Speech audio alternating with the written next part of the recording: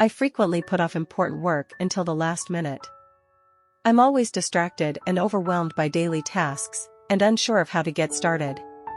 I realize I have to do it now, otherwise, but I have plenty of time, I'll do it tomorrow. If this sounds familiar, you're not alone. According to Piers Steel, a Canadian researcher and writer who specializes in procrastination, approximately 95% of people. They admit that they procrastinate and put things off in one way or another. And approximately 26% are chronic procrastinators. According to an opinion poll conducted in 1978, this percentage did not exceed 5%, and it rose in 2007 to 26%, as we mentioned.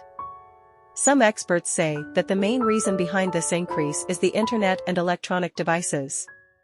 To address this common problem, Piers Steel wrote the book The Procrastination Equation. In it, he presented strategies to help procrastinators increase their motivation and regain control of their time.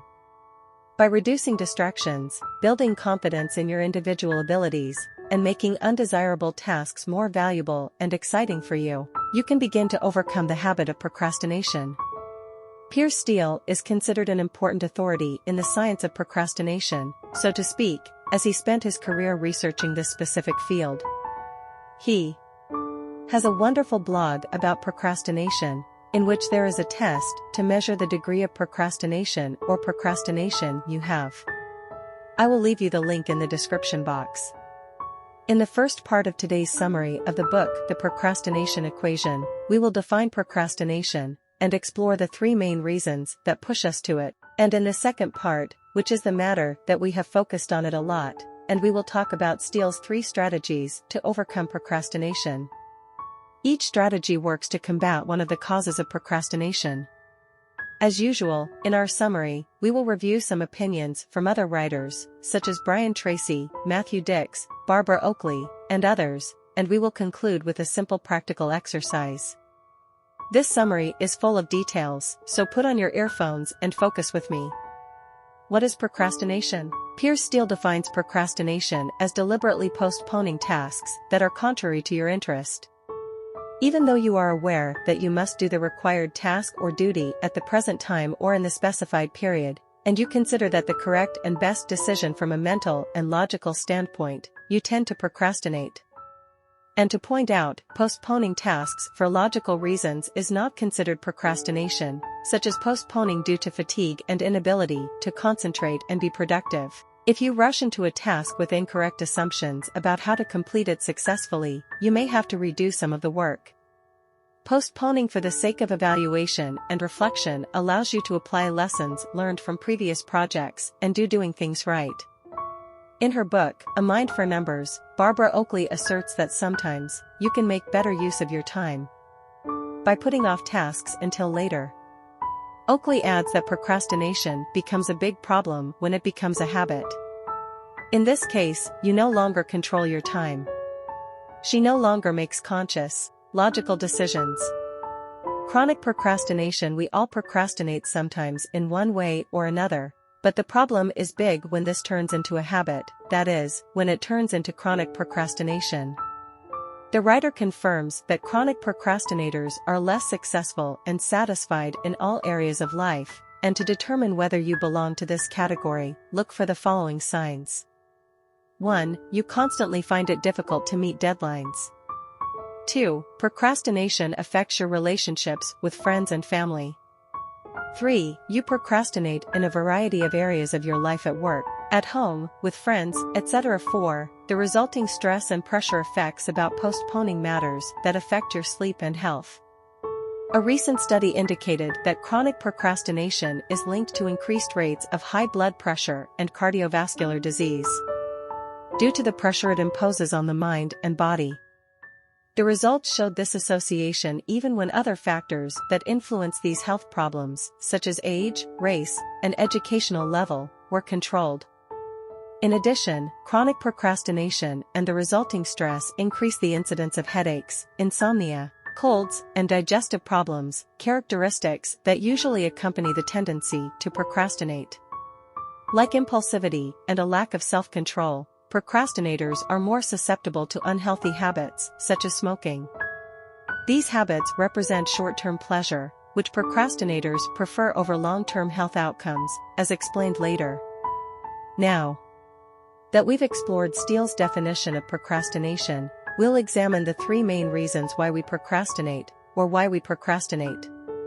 The first reason, choosing immediate gratification rather than long-term gains. Steele believes that choosing immediate gratification, such as entertainment, rather than working on long-term gains such as studying or working, often plays a major role in procrastination.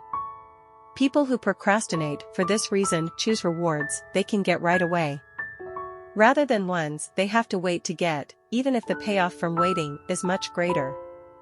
Piers Steel says that the tendency to act on motives for immediate rewards stems from a general human tendency to view future matters as abstract or unrealistic, and immediate tasks as concrete. When we think about issues or tasks in an intangible way, our interest in them or work on them decreases, and we tend to work on matters whose rewards are immediate and tangible instead of thinking or working on future interests.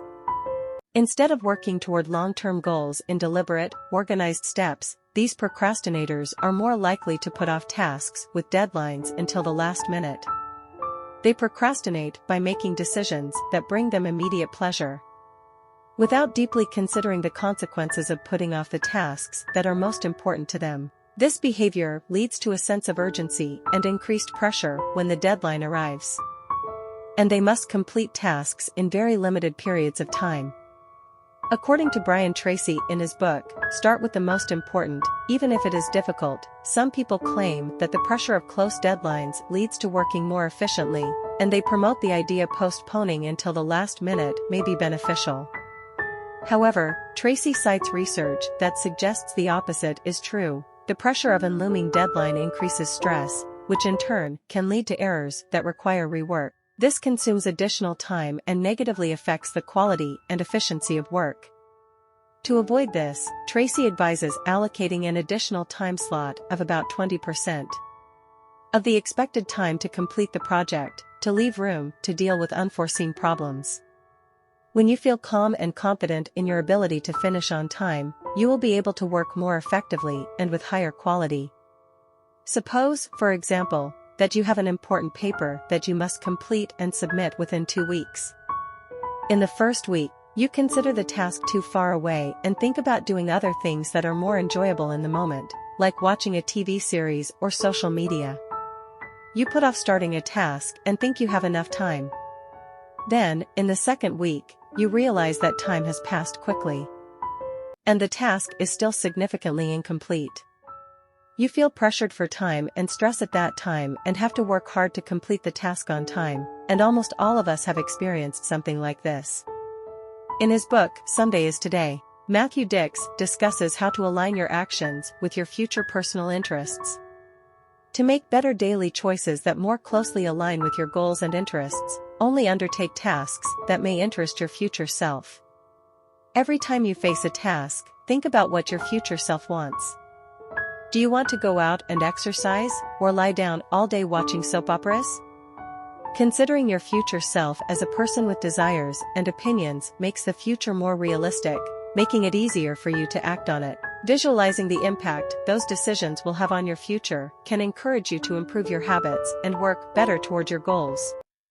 The second reason for procrastination, hating what we have to do. Steele says that we often procrastinate in performing tasks that we hate and find uninteresting, boring, or pointless.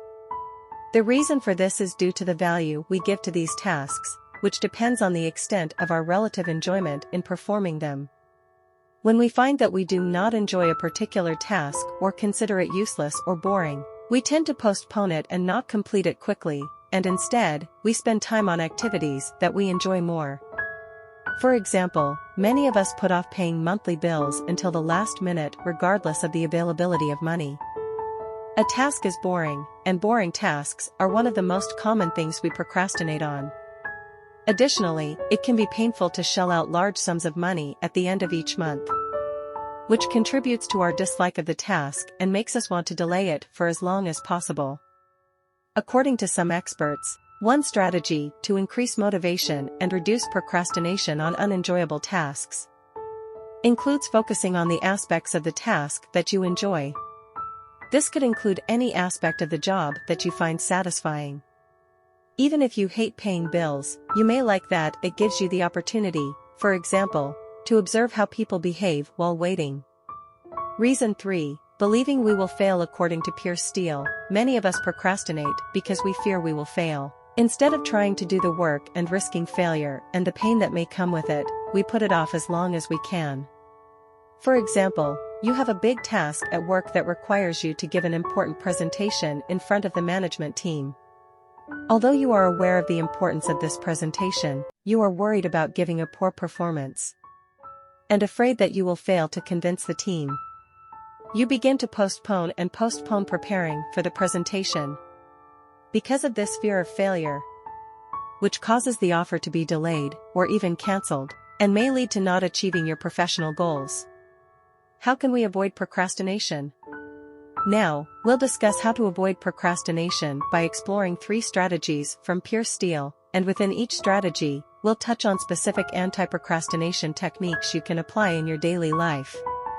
Strategy 1. Managing distraction and impulsivity. Since the rush for immediate rewards causes procrastination, managing distraction and impulsivity can prevent it. If you avoid things that offer tempting immediate rewards, you reduce the amount of time you spend delaying important tasks. We will present to you 2 techniques to overcome distraction and the rush for immediate rewards. The first technique: remove distractions from the surroundings of work. Thanks to the internet, television, attractive advertisements, and a host of other potential distractions, our world has become full of stimuli that may tempt us to give up work for immediate satisfaction, according to Steel. One way we can prevent procrastination is to remove these distracting stimuli from our work environment. Distractions are powerful and engaging because of the reward system ingrained in our brains. In the book Super Focus, Chris Bailey points out that every time we do something new, our brains release a dose of dopamine, the feel-good neurochemical. This happens every time we switch tasks or stop working to pursue distraction. Because this makes us feel good, it is difficult for us to avoid it, which makes this type of procrastination so tempting. This is one reason why Steele's strategy of removing access to distractions is an effective measure to prevent procrastination. To learn more, I will leave you a link to the summary of the book Super Focus by Chris Bailey in the description box. Steel suggests doing the following to avoid distractions. 1. Turn off notifications, whether on the computer or phone. Whenever notifications appear, we tend to click on them, which breaks our focus and prevents us from devoting ourselves deeply to more urgent work. Some experts warn against checking notifications and email first thing in the morning, because doing so at the beginning of the day triggers the release of dopamine in the brain, and the mind seeks to repeat this throughout the day by checking notifications throughout the day. Make access to distractions more difficult. This is related to the above. While you are working on the computer, you may find yourself constantly frequenting websites or games, which distracts you and makes you lose focus. The more easily available something is, the more likely it is to become a source of distraction. So, by making it more difficult to access common distractions, like games and websites, you reduce the chance of them using them, so remove those sites and games, or at least, make them harder to access.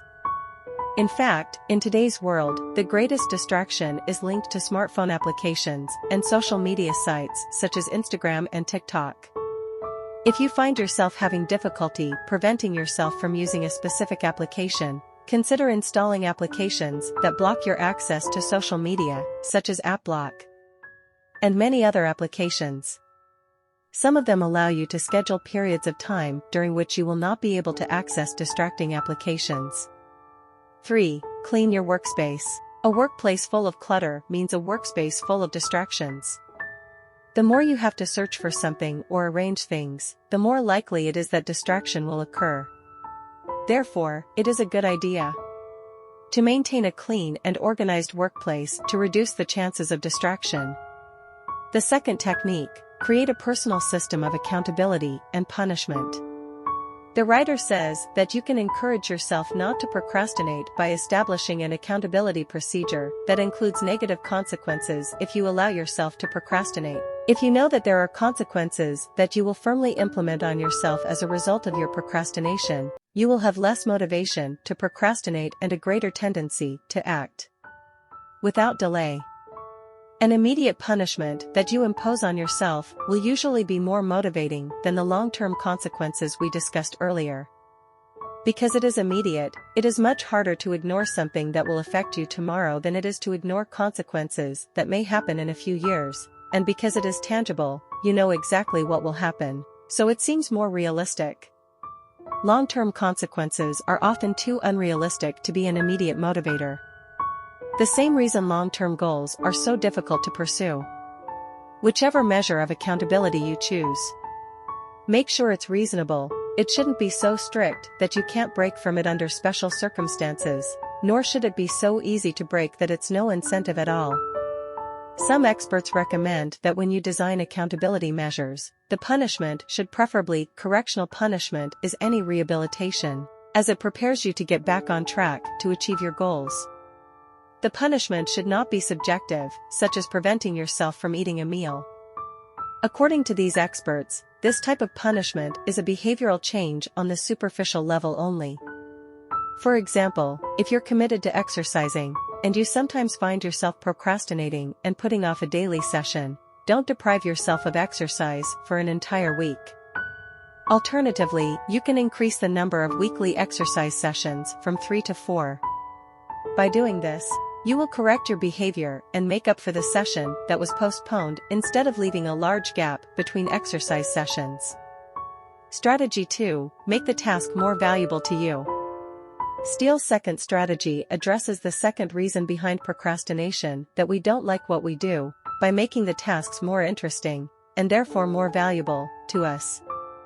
Routine and repetitive tasks contribute to monotony and boredom, such as taking inventory, entering data into spreadsheets, and writing reports. We have difficulty feeling motivated to complete these boring tasks because our brains consider them unimportant. Thus, we procrastinate, and unwanted work accumulates. The following techniques will help you make tasks more valuable and exciting. Technique 1. Make the task a little more challenging. You can make a task more fun and avoid procrastination by making it a little more challenging. Tasks that are too easy become boring because there is nothing new in them. They are inherently repetitive because you know exactly what to do and how to do it. Adding some difficulty makes it somewhat new, which makes the work more valuable and interesting. This method will work as long as you don't make the task too difficult. If you do, you may feel stressed and fall into procrastination. Anyway, you will enjoy maximum engagement when you are able to achieve an appropriate balance of difficulty. This allows you to reach flow states, in which you completely immersed in the task, you are still learning new things and improving. One way to make a task more challenging is to turn it into a game or competition. You can treat your tasks like tasks in a video game, where you must complete each task within a certain period of time, and each time you succeed you get points that you can exchange for real rewards, such as a meal at your favorite restaurant. The limited time adds challenge, and the reward system makes the work more fun. The second technique, linking boring tasks to important goals. When you work on a boring task and link it to goals that are important to you, you will find yourself more inclined to complete that task with passion and motivation, rather than putting it off or feeling that it is just forced duties. This makes it easier to avoid procrastination and complete tasks effectively. For example, perhaps you hate exercising, but one of your long-term goals is to travel or migrate to places that require a lot of physical activity to move around or to start again. Therefore, you need to improve your fitness, increase your physical strength, and achieve a beautiful shape. Every time you feel like procrastinating and not going to the gym, remind yourself that every exercise session brings you closer to your goal of being able to walk long distances wherever you want, or endure the challenges of being away, and the experiences you will have, and let that be your motivation. Strategy 3. Build your self-confidence. Steele's third strategy is to build your self-confidence to avoid procrastination based on fear of failure. As we said earlier, the less confident you are in your ability to succeed, the less motivated you are, and the more likely you are to procrastinate. On the other hand, Steel says that overconfidence in your ability to succeed can also lead to procrastination. If you believe that everything will work out no matter what, you may wait for success to come to you instead of working toward it. In addition, people who are confident, they often underestimate the time needed to complete tasks, making them wait until the last minute to begin work. This can lead to incorrect estimation of time and delay in completing tasks, which can negatively affect results. For reference, the tendency to exaggerate and underestimating our abilities is so common that psychologists have given it a name: overconfidence bias. This bias affects more than just our perception of the time and effort needed to complete a task, but it can also affect our ability to make good decisions. The author says that to successfully avoid procrastination, you must strike a balance between knowing and realistically estimating the effort and time it takes to complete a task, certain, and the belief that you are capable of successfully completing that work. Writing in a work diary or journal can help you balance understanding and appreciation of the work you need to accomplish, with confidence in your ability to complete it. When you document your experiences at work, including the amount of time needed to complete tasks and the problems and ideas that arise during the work, you will have a clearer, more realistic picture of what you need to do. When facing that task again, in addition, reflecting on your accomplishments and having a record of your progress can build your self-confidence. We will present you with 2 techniques. The first will help you achieve this balance, and the second will increase your self-confidence to perform the work successfully. Technique 1. Break tasks down into small steps first. Steel advises breaking down big tasks into small, manageable steps, rather than trying to tackle everything at once. Each step should be a size you know you can handle. This builds your self-confidence through small victories. Every time you successfully complete a step, your confidence and motivation increase, pushing you toward the next step. Let's say you want to write a novel. This is a big, scary task. You can easily decide that it's not worth it because it's so difficult that it will never end. Instead of thinking of it as one big task, start by committing to writing 300 words every day. After you do this successfully every day for a week, increase the number to 500 words every day. Over time, your confidence in your ability to finish the novel grows as each small step toward reaching your daily word count grows into a full book.